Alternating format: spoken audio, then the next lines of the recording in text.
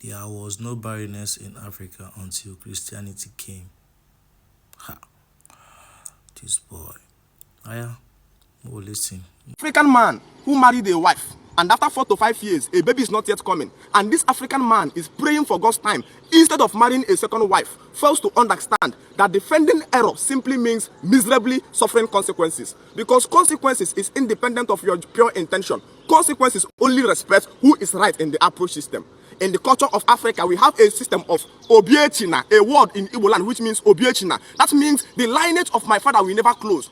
Barrenness does not exist in our culture before the coming of Christianity, because our ancestors has a system of marriage that shuts the gateways of marriage of barrenness in our culture. That system is called polygamy. When a woman gets married to a man and after a few years a baby is not coming, they bring the man and says, young man, is the problem from you? Are you impotent? If the man says yes, he's impotent, they found a close blood from the lineage of the young man, and then they perform some ritual and says, go in and impregnate your wife on behalf of the man.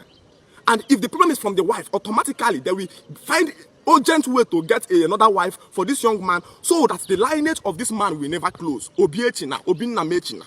So in the culture of Africa, we leave no room for barrenness. Today, what we see is that you see a young man who is struggling with one woman for 10, 15, 20 years without a baby, and the man says he don't want to be infidel. He wants to show his fidelity. He wants to show that he's not cheating. And this is because people has failed to understand that defending error simply means suffering grave consequences. Our ancestors laid a pathway by which getting a child is not a prayer point. It's either the woman is fertile or you go and find another woman. While you wait, there are so many people today who are watching this video, who are listening to me, who would not have been born if there is no second wife.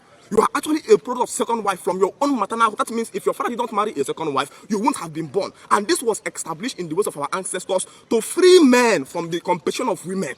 And again, to make sure that all women get married and make sure that we produce children who will come under discipline protection of our society. You know, when I look at people like Kobi Kubana, Adezenukpo, Imoni them, I don't see these people as, people see them as icon. People see them as a role model. I see these people as a selfish man with one selfish wife from the community where they are coming from. Because you see a man like Kobi Kubana who has had wealth that can feed all the people in Oba, and yet you see this man with only one wife. And then what this man is a man that has been empowered with the wealth of the whole community. I want problems always. Numerous women as he wants. Like he's supposed to help in make sure that women in that environment who did not participate in the construction of this wealth can come into this communion by becoming his wife. I already have the wealth of the community. Come under my shadow, these women, so that I can protect you with my umbrella. You can't be a prostitute. You cannot pray for husband in the church. Come! I already have the wealth of the community. That was why in our culture, land is empowered to man as a responsibility and commitment to go and marry women off the streets. And so you see a man like Obi Kubana with all the wealth of the community, and yet carry only one selfish wife who will come there and block the inflow of other girls into that family.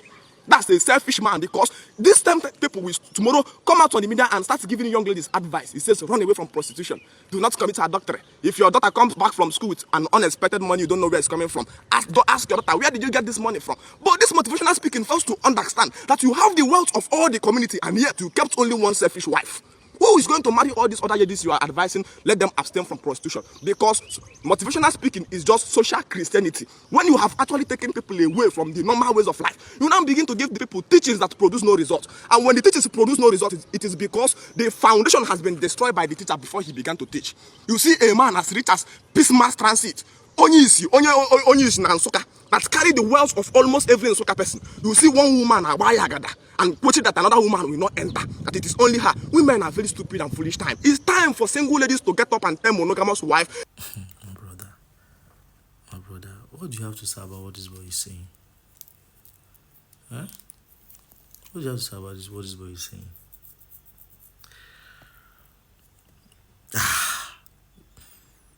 What do you have to say about what this boy is saying? Is this boy really making sense or not? You should say the spirit of awakening, not whether they will torment this boy. This boy, they don't matter at all. My brother, me are tired. But they shock me. The way they go, my brother.